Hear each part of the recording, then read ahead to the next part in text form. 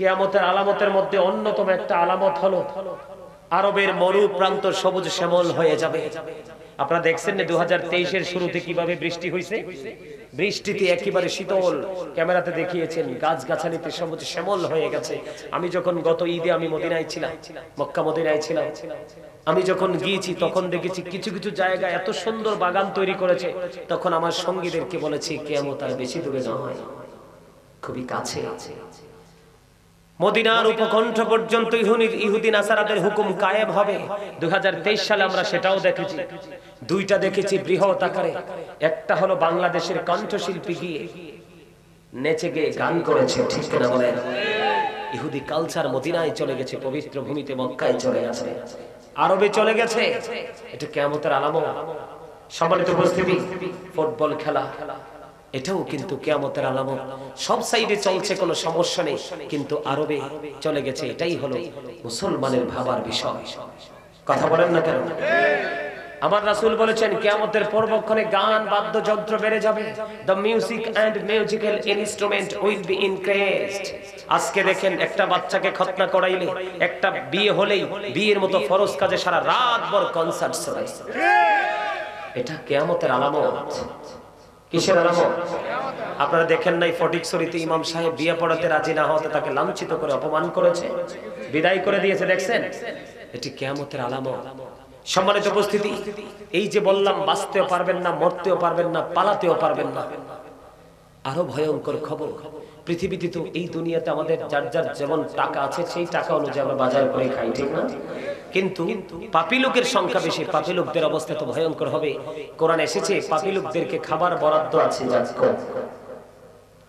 এটা এত ভয়ঙ্কর।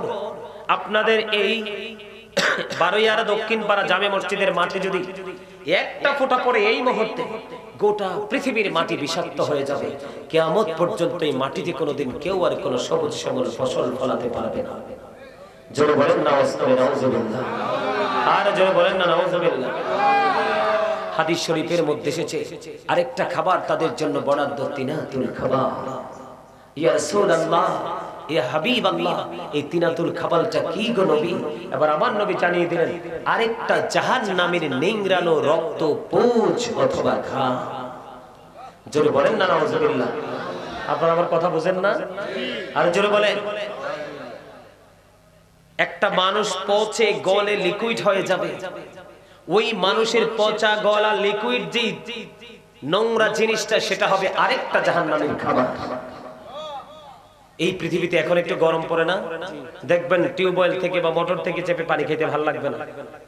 ফ্রিজের পানি একটু মিশাইলে দেখবেন পানিটা খাইতে একটু মজা লাগে, ঠিক না? তার মানে একটু ঠান্ডা হয়। কিন্তু পাপীদের এত ভয়ঙ্কর অবস্থা হবে, তারা যখন পানির পিপাসা লাগবে, এত উত্তপ্ত গরম পানি তাদের মাথা দিয়ে ঢেলে দেওয়া হবে, ভিতরে গিয়ে সবকিছু ভিতর থেকে লিকুইড হয়ে বের হয়ে যাবে। ওই যে বলেছি বাঁচতেও পারবো না, মরতেও পারবো না, পালাইতেও পারবো না। কি হবে সেদিন উপায়? জাহান্নামীদের জন্য সবচেয়ে আযাব হলো কম আযাব আগুনের একজোড়া জুতা। আগুনের একজোড়া জুতা পরিয়ে দেওয়া হবে, মাথার মগজটা টকবক টকবক করে উতরাইতে থাকবে গোস্তের পাতিলের মতো। নাউজুবিল্লাহ বলেন না। 1000 বছর আল্লাহ জাহান্নামের আগুনকে তাপ দিয়েছেন, আগুনের রং হয়ে গেল লাল। আরো 1000 বছর তাপ দিয়েছেন, রং হয়ে গেল সাদা। আরো 1000 বছর তাপ দিলেন, হয়ে গেল কালো। 3000 বছর আগুনকে জ্বালিয়ে উত্তপ্ত করে পাপীদের জন্য বরাদ্দ করে রেখেছেন। উপায়টা কি হবে সেদিন? কথা বলেন, আছে উপায়? আছে। কিন্তু তার বিপরীত দিকে যদি যান, তার বিপরীত দিকে যদি যান, আল্লাহওয়ালা হয়ে যদি কবরে যান, যাইতে দেরি আপনাকে নতুন বরের মতো ফেরেশতারা অত্যন্ত সম্মানের সাথে ঘুম পাড়িয়ে দিবে। আর আল্লাহ কোরআনে কি বলে জানেন? আল্লাহ বলেন ইনদা রাব্বিহিম ইউনসিকুন। আল্লাহ বলেছেন দে রিসিভ ফুড ফ্রম আল্লাহ। আল্লাহ বলা হয় আপনি কবরে যান, আল্লাহ রাব্বুল আলামিনের কাছ থেকে জান্নাতি খাবার আপনি পেয়ে যাবেন। আর জোরে কন্না সুবহানাল্লাহ। আরেকটু মহাব্বতে আপনারা বলেন তো, আমার সামনে যারা আছেন দর্শক সারিতে, এখন জান্নাতি মানুষ কি দেখা যায়? চোখে পড়ে? কমপ্লিট হতে হবে, এ টু জেড কমপ্লিট। এখন জুমার দিনে বিশেষ করে এত কমার্শিয়াল মুসল্লি যে জুমা নামাজ পড়তে যায় রে ভাই, যায় সবার পরে, বাইর হয় সবার আগে। সালামটা ফিরাইতে দেরি, মনে হয়েছে বিশ্বযুদ্ধ শুরু হয়ে গেছে গেইটে, কার আগে কে বের হয়ে যাবে।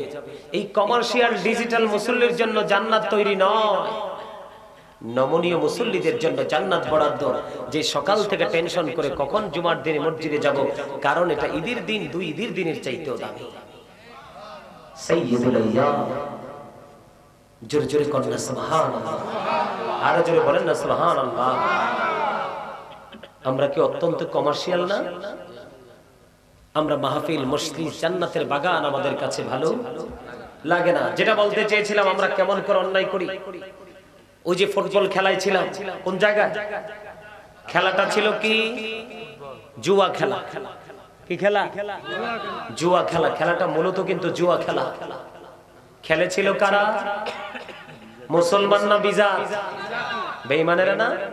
কোন বেঈমানেরা কি মুসলমানের বন্ধু না শত্রু? এই কথা কইলে অনেক যুবক কিন্তু রাগ করবে, বুঝে শুনে রাগ করবা। কারণ আমাদেরকে বেঈমানদেরকে ফলো করার কথা বলা নাই, বেঈমানদেরকে বলেছে মুসলমানদেরকে ফলো করো। ঠিক কিনা বলে? সম্মানিত উপস্থিতি, আল্লাহ কোরআনে বলেছেন, ইন্নাল কাফিরিনা কানু লাকুম আদুওয়াম মুবিনা, the heretics are the eternal enemy of the believers. ঈমানদারদের প্রকাশ্য শত্রু হলো বেঈমানেরা। কারা? বেঈমানেরা। বলেছে কে? খেলাটা কি? জুয়া খেলা ছিল। খেলেছিল কারা? মুসলমানের শত্রুরা। কারা? মুসলমানের দুশমনেরা। এখন তারা খেলছে, যে খেলার সময় যে ফুটবলটা নিয়ে যে মাঠে দৌড়াদৌড়ি করেছে, তারা কি হাফ প্যান্ট পরছিল নাকি ফুল প্যান্ট? Half pant. মাশাআল্লাহ, উত্তর দেখছেন নাকি? সলিড। ফেরেশতা এলে যদি এমনি সলিড উত্তর দিতে পারেন, তাইলে বলবে you are very lucky man. ঠিক কিনা বলে? কি বলে? কি প্যান্ট? এখন একটা পুরুষ যখন হাফ প্যান্ট পরে, তার কি লজ্জাস্থান ঢাকা থাকে না ফাঁকা থাকে? কথা কন না কিনলে? ফাঁকা। কি থাকে? এখন সেই যে একটা ফুটবল নিয়ে সারা মাঠে দৌড়াদৌড়ি করলো, আমনে যে আমনে দুই বুলেট দিয়া তার দিকে তাকায় রইলেন, বলটা নিয়ে কই যায়? নজর কি তার লজ্জাস্থানের দিকে যায় নাই? কথা বলেন না কেন? চোখের অপরাধ হলো কি? দেখা। চোখের জিনা হলো কি? দেখা। জিনাল আইনুন নাজরু, চোখের জিনা দেখা। আপনি তার দিকে দুই চোখ দিয়ে তাকিয়ে রইলেন, বলে হুজুর রিঅ্যাকশনটা কি হলো? আমি তাকিয়েছি, রিঅ্যাকশনটা কি? হযরত আবু সাঈদ খুদরি রাদিয়াল্লাহু তাআলা আনহু থেকে হাদিস বর্ণিত, আমার নবী, আপনার নবী সরকারে মদিনা তিনি জানিয়ে দিয়েছেন, বন্ধু তোমরা একজন মুসলমান আর একজন মুসলমানের লজ্জাস্থানের দিকে তাকাইও না।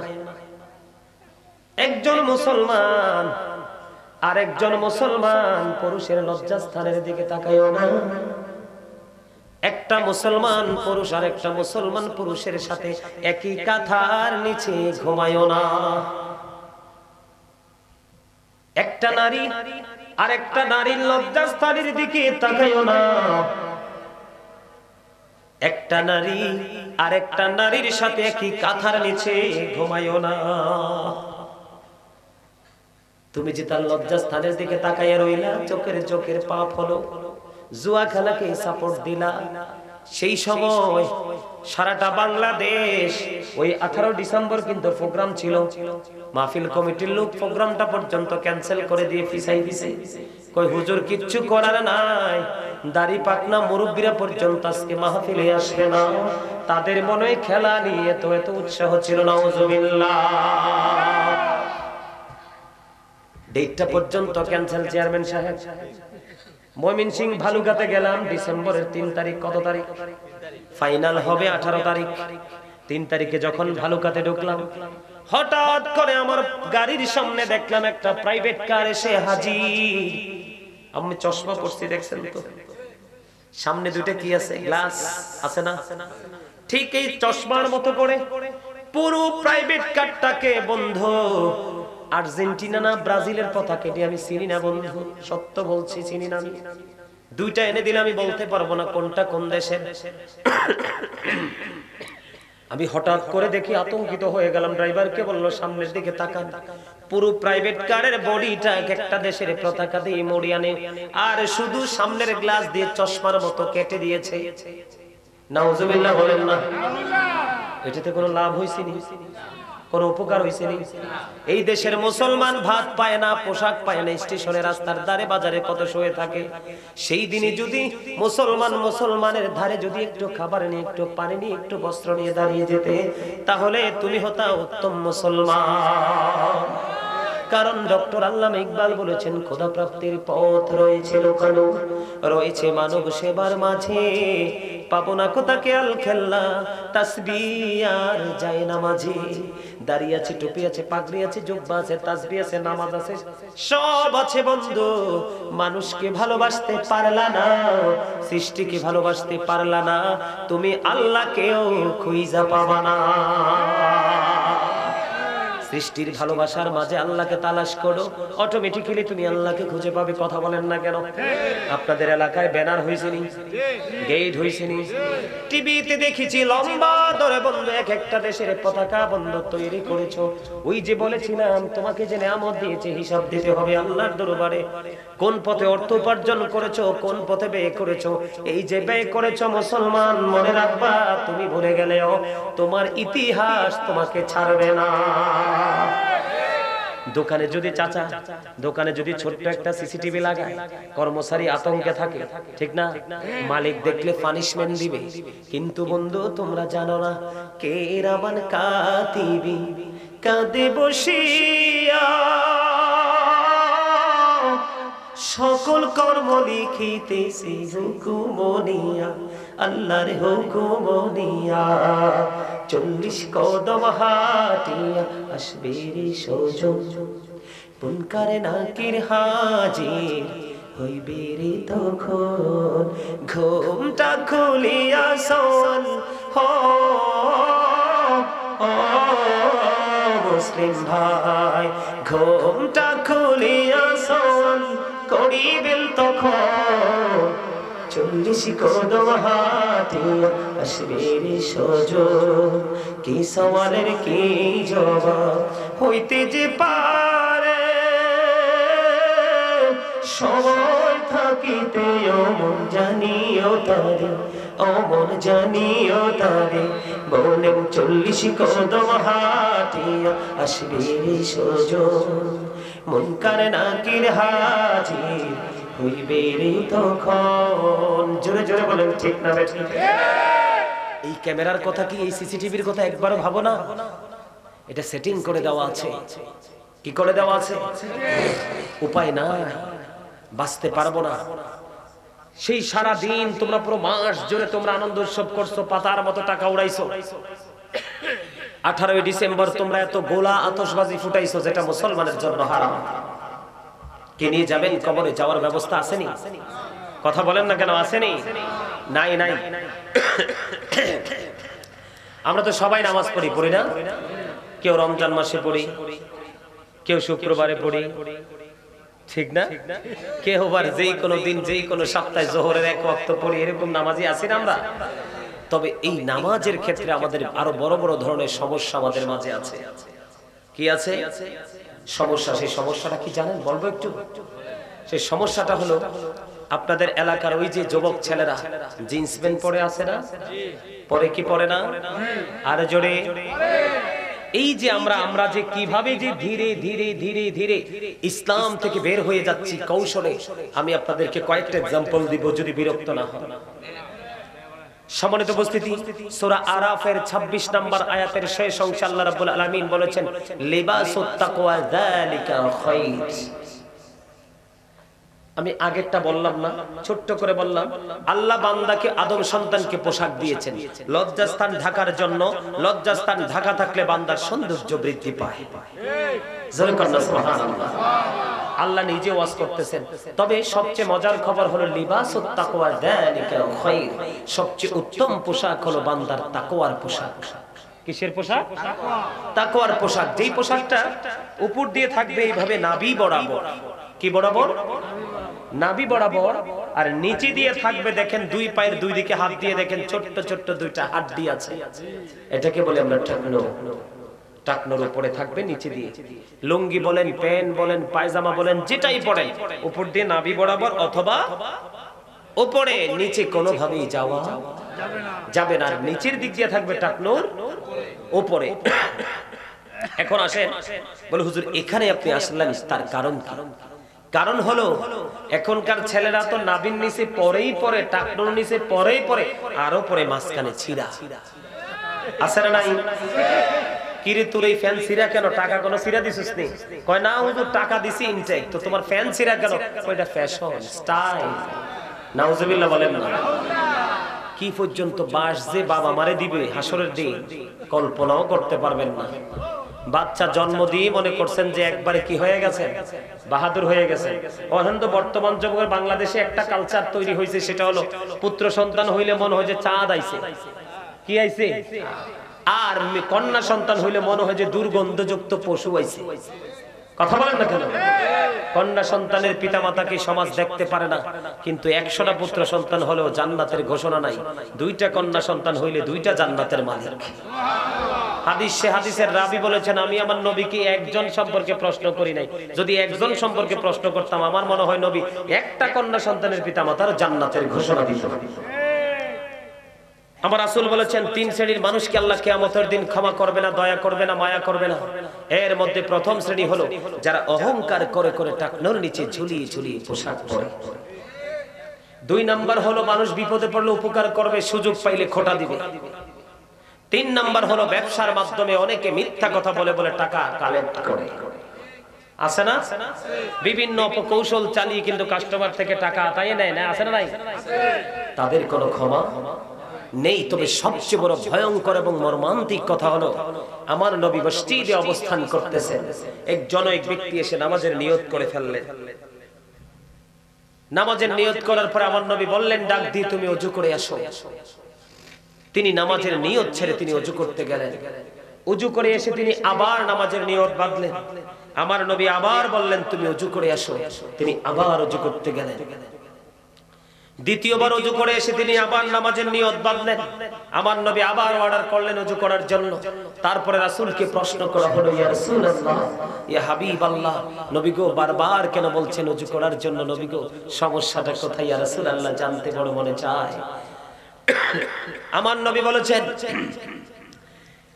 ওই ব্যক্তিটা কিয়ামত পর্যন্ত নামাজ পড়তে পারবে, আল্লাহর দরবারে নামাজ কবুল হবে না, কারণ নামাজের জন্য পোশাকের একটা কন্ডিশন দিয়েছেন। জোরে জোরে বলেন সুবহানাল্লাহ। কি দিয়েছেন? যেটা আল্লাহর পছন্দ, ইসলামী পোশাক যেটা, তার পোশাকটা উপর নিচে দিয়ে কোথায়? টাকনোর নিচে। এই জন্য তাকে বারবার বলেছেন কিসের জন্য? ওযু বানানোর জন্য। তো এখন যে ছেলেরা দেখবেন জিন্স প্যান্ট পরে যে ছেলেরা মসজিদে যায়, চাচা সামনের কাতারে সে রুকু দিছে, পিছনের কাতার থেকে তার লজ্জাস্থান দেখা যায়। সামনে দিয়েও দেখা যায়, পিছন দিয়েও দেখা যায়। এখন আপনারা অনেকে বলবেন, হুজুর নিচে দিয়ে বইটা উপরে উঠাই ফেলবো, মেনে নিলাম, বেটে দিবেন, কিন্তু উপরটাকে বৈধ করবেন কেমনে? এই ফ্যানের জন্মই হয়েছে ছোট্ট হয়ে। হাজার চেষ্টা করলে তো উপরে উঠানো সম্ভব না, ছিঁড়ে ফেলতে হবে। কথা বলেন না কেন? বলে হুজুর এই পোশাকের আবিষ্কারক কে? বেঈমান কাফেরেরা। কারা? বেঈমান কাফেরেরা। আমরা মুসলমান মেসওয়াক করার কথা আমার নবী বলেছেন, হাদিস শরীফের মধ্যে এসেছে যে আমার উম্মতের কষ্ট হবে, অন্যথায় আমি বলতাম প্রত্যেকটা নামাজের আগে আমার উম্মত যেন মেসওয়াক করে নামাজ পড়ে। কষ্ট হবে এই জন্য আমাদেরকে সেই শক্ত অর্ডারটা নবীজি দেয়নি। সম্মানিত উপস্থিতি, আমাদের ঘরে ব্রাশ ঢুকাইয়া কিন্তু মেসওয়াকের মতো পবিত্র সুন্নাতকে হত্যা করে ফেলেছে। কয়টা মুসলমানের হাতে মেসওয়াক আছে? সবার ঘরে ঘরে ব্রাশ। বাংলার আনাচে কানাচে সকাল হলে আকাশ বাতাস মুখরিত হতো ফুরকানিয়া মাদ্রাসার আওয়াজে। আজকে কিন্ডারগার্টেন বের হয়েছে, ফুরকানিয়া মাদ্রাসা হত্যা করেছে। এই কিন্ডারগার্টেন আবিষ্কার করেছে কৌশলে বেঈমানেরা। এই যে অসভ্য পোশাক বের করেছে মুসলমানের মুসলমানিত্ব ধ্বংস করার জন্য, নারী পুরুষের জন্য লজ্জিত পোশাক, আর নারীদেরকে তো পোশাক পরার পরে শরীর দেখাই যায়, ওন্না পেছানোর পরেও কিন্তু তার শরীর দেখা যায়, চুল দেখা যায়, ঠিক কিনা বলে? রাসূল বলেছেন যেই মহিলা পোশাক পরার পরেও তার বডি দেখা যায়, সেই মহিলা পোশাক পরিহিত মহিলা নয়, সে উলঙ্গিনী। চলে কন্যা নাউজুবিল্লাহ। তাহলে কি করতে হবে? এই পোশাক চেঞ্জ, ড্রেসটা চেঞ্জ করতে হবে, করবেন তো? এই আমার দিকে তাকান, সন্তান জন্ম দিলেই শুধু চলবে না। সন্তান যখন পৃথিবীতে আসবে, আমার নবী মা খাতুনে জান্নাত ফাতেমার সন্তান হাসান রাদিয়াল্লাহু তাআলা আনহু, জান্নাতের লিডার সরদার, যখন পৃথিবীতে কদম দিল, আজানের নাই হাসান রাদিয়াল্লাহু তাআলা আনহুর কানে আজান দিয়েছিল।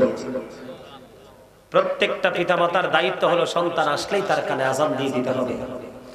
2 নাম্বার হলো 7 দিন যখন হবে তার মাথার চুল ফেলে দিতে হবে, তার নাম রাখতে হবে। পুত্র সন্তান হলে 1 বছরের 2টা ছাগল দিয়ে আকিকা দিতে হবে, কন্যা সন্তান হলে 1 বছরের 1টা ছাগল দিয়ে আকিকা দিতে হবে। মায়ের দায়িত্ব হলো আপনার সন্তানকে 2 বছর স্তনের দুধ পান করাতে হবে, কারণ মায়ের স্তনের দুধে বাচ্চার রোগ প্রতিরোধ ক্ষমতা এবং বেড়ে ওঠার সকল উপাদান আমার আল্লাহ দিয়ে দিয়েছেন। সম্মানিত উপস্থিতি, 7 বছরে যখন আপনার সন্তান পা দিবে তখন তাকে নামাজের জন্য তাগিদ দিবেন। 10 বছরে পা দিলে নামাজ না পড়লে তাকে মায়ের দিবেন এবং তার বিছানাটা আলাদা করে দিবেন। আল্লাহ রাসূল বলেছেন আদিবু আওলাদাকুম আলা 3 খিসালিন হুব্বি নবীকুম ওয়া হুব্বি আহলি বাইতিহি ওয়া আলা কিরাআতিল কুরআন। আমার নবী বলেছেন তোমরা তোমাদের সন্তানদেরকে 3টি বিষয় শিক্ষা দাও। কয়টি? 3টি বিষয় শিক্ষা দাও। একটি হলো হুব্বি নবীকুম, নবীর প্রেম শিখাও, ও হুব্বি আহলি বাইতিহি, নবীর পরিবারের ভালোবাসা, আহলে বাইতের ভালোবাসা শিখাও। তারপরে নবী বলেছেন ওয়া আলা কিরাআতিল কুরআন, কোরআন তেলাওয়াত শিখাও। সূরা কন্যা সুবহানাল্লাহ। আজকে কয়টা পিতামাতা সেই দায়িত্ব পালন করছেন? আপনারা যদি শুরু থেকে আপনাদের সন্তানের দায়িত্ব পালন করতেন, আজকে সন্তান পথভ্রষ্ট হতো না। কথা বলেন না কেন? আজকে আপনার ছেলে ডান্সিং দিচ্ছে, রং তামাশা করছে, নাচানাচি করছে, রং মাখামাখি করছে, বারণ করছেন? কখনো ডাক দিয়েছেন? তাই আমার দিকে তাকান। আমার রাসূল জানিয়ে দিয়েছেন মাঠে পানি দিলে যেমনি ফসল তৈরি হয়, তেমনি গান থেকে মানুষের অন্তরে নোংরামি তৈরি হয়। গানের আসরে যাওয়া পাপী লোকেদের কাজ, কান লাগাইয়া গান শোনা ফাসিকদের কাজ, আর গান থেকে মজা নেওয়া কুফুরির অন্তর্ভুক্ত। হাদিস শরীফ, আল্লাহ রাসূল বলেছেন কিয়ামতের পরবক্ষণে এক শ্রেণীর মানুষের চেহারা বিকৃত হয়ে যাবে। ইয়া রাসূলুল্লাহ, তারা কি তাওহীদ মানবে না? রাসূল বলেছেন মানবে। তারা কি রিসালাত মানবে না? রাসূল বলেছেন মানবে। রাসূল বলেছেন ওয়া ইয়াসুমুন, তারা রোজা রাখবে, ওয়া ইয়াহুজ্জুন, তারা হজ করবে, ওয়া ইউসাল্লুন, তারা নামাজও পড়বে। ইয়া রাসূলুল্লাহ, তারপরেও কি তাদের এই সাজাটা বহাল থাকবে? আমার নবী বলেছেন তারপরেও তাদের এই সাজাটা বহাল থাকবে, কারণ তারা গান বাদ্যযন্ত্রের আসর বসাবে। নাউজুবিল্লাহ বলেন না কেন? এখন কি বাংলাদেশে বিয়ে শাদী হইলে এগুলো হয় না? সম্মানিত উপস্থিতি, মনে রাখবেন, যেখানে গান বাদ্যযন্ত্র হবে সেখানে কোনো দোয়া হতে পারে না, কোনো মিলাদ হতে পারে না, কোনো কিয়াম হতে পারে না, সেখানে কোনো কোরআন তেলাওয়াত হতে পারে না। কারণ যেখানে হারাম হয় সেখানে হালাল কাজ হতে পারে, কারণ হারামের সাথে হালালটা মিশলেও হারাম হয়ে যায়। কথা কি আমার বুঝছেন আপনারা? আর জোরে বলেন, বুঝতে পারছেন? সম্মানিত উপস্থিতি, এই যে সমস্যা আমাদের মাঝে অসংখ্য সমস্যা আছে, এই সমস্যা থেকে বাঁচতে হলে আপনাদেরকে একটা জায়গায় আসতে হবে, হক্কানি আলেমদের সাথে সম্পর্ক রাখতে হবে, তাদের থেকে সম্পর্ক রেখে তাদের কথা মতো চলাফেরা করার চেষ্টা করতে হবে। ঠিক কিনা বলেন? আমি আর আলোচনা করব না, অনেক সময় হয়ে গেছে। আমি ভাবছি 1 ঘন্টা আলোচনা করে নেমে যাব। 9:15, হ্যাঁ 9:15-তে আসছি। চেয়ারম্যান সাহেব একটু বক্তব্য দিলেন, এখন বাজে প্রায় 11:15। সম্মানিত উপস্থিতি, আরো বেশি বাজে। আপনারা কি আমার আওয়াজে কষ্ট পাইছে? আমার কথাগুলো কি শুনতে ভালো লাগছে? এই কথাগুলো একটু মাথায় রাখবেন। এই কথাগুলো একটু মাথায় রেখে আপনারা যাইেন না, কেউ দোয়া করে যান। আপনারা একটু দোয়া করে যান। দেখছেন নি এত সুন্দর করে কথাগুলো বললাম, তারপরে উঠে চলে যায়। মুসলমানের মনের ঘরে যে কি বিমান ঢুকছে আল্লাহই জানে, কি রোগ যে মুসলমানের কলিজায় ঢুকছে, এই রোগ জাহান্নাম পর্যন্ত পৌঁছাইয়া ক্ষান্ত করবে। কথা বলেন ঠিক না বেঠিক? আরো জোরে। 5 ওয়াক্ত নামাজ পড়বেন, কারণ নামাজ মানুষকে সকল খারাপ কাজ থেকে বাঁচিয়ে রাখে। কি করবেন? 5 ওয়াক্ত নামাজ ঠিক মতো পড়বেন তো? সকাল বিকাল কোরআন তেলাওয়াত করবেন, আলেমদের সাথে, হক্কানি আলেমদের সাথে ভালো সম্পর্ক রাখবেন, তাদের থেকে বিভিন্ন জিনিস জানবেন। সম্মানিত উপস্থিতি, ওই সেক্রেটারিটা অনেক চালাক আপনাদের। বাচ্চা লোক তো, লম্বা লোকের বুদ্ধি থাকে হাঁটুতে, আর বাচ্চা লোকের বুদ্ধি থাকে সব মাথায়। কথা কন না কেন? আরে আপনাদেরকে হাসানোর জন্য বলছি, আপনি হাসতে পারেন, হার্ট অ্যাটাক করে মরবেন তো। কি খারাপ কইছি নাকি? হ্যাঁ, যেই মানুষ এমনি থাকে এটি হার্ট অ্যাটাক করে মরে। আর দেখবেন যেগুলো হাসি খুশি থাকে, ফ্রি মনে চলাফেরা করে, এদের হার্ট ভালো থাকে। একটা মানুষের হার্ট যত ভালো, তার জীবন তত সুন্দর। ঠিক কিনা বলে? কি রে ভাই, দুনিয়াতে একবার আইছি, আর তো সুযোগ নাই। মা বাপ, ভাই বোন, আত্মীয় স্বজন, পাড়া পড়োশি, ছোটকে আদর করব, বড়কে সম্মান করব, সবাইকে ভালোবাসার চাদরে আবৃত করে যতদিন সময় পাই একটু হাসি খুশি ভাবে কাটিয়ে যাব। এই প্রেম হয়তো বা হাসরের ময়দানে কবুল হয়ে গেলে এই চাদরে আমরা একই সাথে থাকতেও তো পারি। কারণ আল্লাহ বলেছেন ওয়াবতাগু ইলাইহিল ওয়াসিলা ওয়া কুনু মা'আস সাদিকিন। আপনাদের সেক্রেটারি সাহেব আমার কাছে একটা অনুরোধ করছে যে আরে মিয়া, শরীরটা ভালো থাকলে আমরা এলাকার মানুষের নাচাইয়ে গেলাম আজকে, সময় তো আমার কালটা ভালো যাইতে আছে না। এরা গজলের কথা কয়, আমি একজন রাইটার, আমার কাছে গজলের অভাব নাই। হাদিয়া লাগবে স্পেশাল, মাহফিলের হাদিয়ার থেকে কারণ যেত না। ঠিক আছে না? আমার দিকে তাকান, এই দেখেন, ওই যে সেক্রেটারি ভাই বলছেন একটু মসজিদের জন্য দান করার জন্য। দান সম্পর্কে আল্লাহ সূরা বাকারার শুরুতে কি বলছে দেখেন, আল্লাযীনা ইউমিনুনা বিল গায়বি ওয়া ইউকিমুনাস সালাতা ওয়া মিম্মা রাযাকনাহুম ইউনফিকুন। আল্লাহু আকবার কইতেন না? আরো জোরে। ভাই মাহফিল তো শেষ, হয়তো এই বছর আর আমি আপনাদের চেয়ারম্যানের মতো একজন ভিআইপি পারসন এত লম্বা সময় ধরে বসে আছে, আপনারা এটাকে অস্বীকার করতে পারবেন না, বাস্তবতাকে অস্বীকার করতে পারবে? আপনারা সবার অভিভাবক, কিন্তু উনি পুরো ইউনিয়নের অভিভাবক। উনি, ওনার মতো একজন মানুষ ছোট্ট বাচ্চার মতো আমার পাশে দিয়ে বসে আছে। আপনারা কি এটা দেখে একটু শিখতে পারেন না? বাস্তবতাকে কি অস্বীকার করার কোনো সুযোগ আছে? আছে? আরে ওই যে কি জানি গেছিলাম কোথায় জানি, বিজয়নগরের চেয়ারম্যানের মতো আজকে আরেকটা পাইছি। আল্লাহ, আমার জীবনে বিজয়নগরের জামাল চেয়ারম্যান, ওনার নাম হচ্ছে জামাল হোসাইন।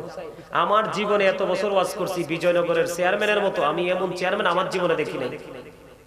মনে হয় যে সে ছোট্ট একটা বাচ্চা, নবনির্বাচিত চেয়ারম্যান ঘুরে ঘুরে আমার কাছে আইয়ে কতক্ষণ পরে পরে, হুজুর আপনি অসুস্থ, কি খাবেন, ডাক্তার আনবো, আপনার জন্য কি করব। ছোট্ট বাচ্চাদের মতো এসে আগাইয়া নিছে, আবার রাস্তায় এসে কত সুন্দর করে আগাই দিছে। এগুলো হচ্ছে মানুষ। আরে ভাই, ওনার চেয়ারম্যানিত্ব একজন মেহমানকে ভালোবাসলে, আদর দিয়ে বুকে জড়িয়ে নিলে ওনার চেয়ারম্যানিত্ব কমবে না তো, বরং সেটা আরো ডেভেলপ হবে। আমরা আজকে ক্ষতিগ্রস্ত কেন জানেন? আমরা একটা সময় আরেকটা করি। আমরা ঘুমের সময় খেলি, খেলার সময় ঘুমাই। এই জন্য আমাদের রোগেরও শেষ নাই, অশান্তিরও শেষ নাই, সামাজিক অশান্তির শেষ নাই, পারিবারিক অশান্তির শেষ নাই, ব্যক্তি জীবনের অশান্তিরও শেষ নাই। কথা বলেন না কেন? আপনি আজকে একটা রুটিন করেন, আপনি সিস্টেম অনুযায়ী কাজ করেন, দেখবেন আপনার জীবন অনেক সুন্দর হয়ে যাবে। সম্মানিত উপস্থিতি, আল্লাহ বলেছেন সাবধানে ওরা যারা অদৃশ্যে বিশ্বাস রাখে এবং সালাত কায়েম করে, ওয়া মিম্মা রাযাকনাহুম ইউনফিকুন। আল্লাহ বলে আমি যে সম্পদ দিয়েছি এই সম্পদ থেকে আল্লাহর পথে ব্যয় করে। জোরে কন্না সুবহানাল্লাহ। তার মানে ঈমানের একটা অংশ হলো আল্লাহর পথে ব্যয় করা। কি করা? এখন আল্লাহর ঘর, এই মসজিদের জন্য অল্প সময়ের জন্য আপনাদের যার কাছে যা আছে, অথবা এখন নাই পরে দিবেন। শুনে নাও, আরেকটা হাদিস শরীফ বলি। আব্দুল্লাহ ইবনে মাসউদ রাদিয়াল্লাহু তাআলা আনহু থেকে একটা হাদিস শরীফ বর্ণিত। চাচা, আমার নবী সাহাবায়ে কেরামদেরকে প্রশ্ন করলেন, তোমাদের মধ্যে এমন কি কেউ আছো নিজের সম্পদের চাইতে ওয়ারিসের সম্পদ বেশি পছন্দ করো? এখন সাহাবায়ে কেরাম উত্তর দিলেন, ইয়া রাসূলুল্লাহ, আমাদের মধ্যে এমন কেউ নেই। এখন পুনরায় আমার নবী আবার বলতেছেন, যা যেগুলো তোমরা আল্লাহর পথে ব্যয় করে যাবে মৃত্যুবরণ করার আগে, এইগুলো হলো তোমাদের নিজের সম্পদ। আর পৃথিবীতে তোমরা যা রেখে যাবে সেগুলো হলো ওয়ারিসের সম্পদ। তার মানে মানুষ যখন মারা যায় তার ধন দৌলত তার আয়সা নিতে পারে। সন্তানের আপন স্বজনরা কোবাকুবি করে, মারামারি করে, কেউ মদ খায়, কেউ গাঁজা খায়, কেউ আর মসজিদে দেয়, এরকম না। এই জন্য আল্লাহ রাসূল বুদ্ধি শিখিয়ে দিয়েছেন, তুমি ওয়ারিসের সম্পদ রেডি করার আগে তুমি আগে নিজের সম্পদ রেডি করো। আর এই নিজের সম্পদ হলো, আমি আপনাদেরকে মানে ধন্যবাদ পাওয়ার জন্য বলছি, আমার এলাকার মসজিদের অবস্থা খুবই খারাপ। আমি এই আগামী মাসের মধ্যেই, আজকে তো 27, কালকে 28, আগামী মাসের মধ্যেই আমি আমার নিজ দায়িত্বে, আমি আমার ভক্ত ভালোবাসার কিছু মানুষ আছে তাদের সহযোগিতা নিয়ে আমি আমার নিজ দায়িত্বে পুরো মসজিদের দায়িত্ব কাজ কমপ্লিট করবো ইনশাআল্লাহ। কারণ আমি জানি পৃথিবীর এটা হলো আমার ওয়ারিসের সম্পদ, আর যেটা করব সেটা হলো আমার নিজের সম্পদ। এজন্য বলছি ধন দৌলত নিয়ে কেউ যেতে পারবে না। আমি চলে যাব, আপনাদের কাছে মেহমান হিসেবে এসেছি, মুসাফির হিসেবে এসেছি। বলেন আপনারা আল্লাহর ঘরের জন্য সেও ইচ্ছা যে হুজুর আমি এত টাকা দিব, বলেন যার যার যদ্দুর তৌফিক আছে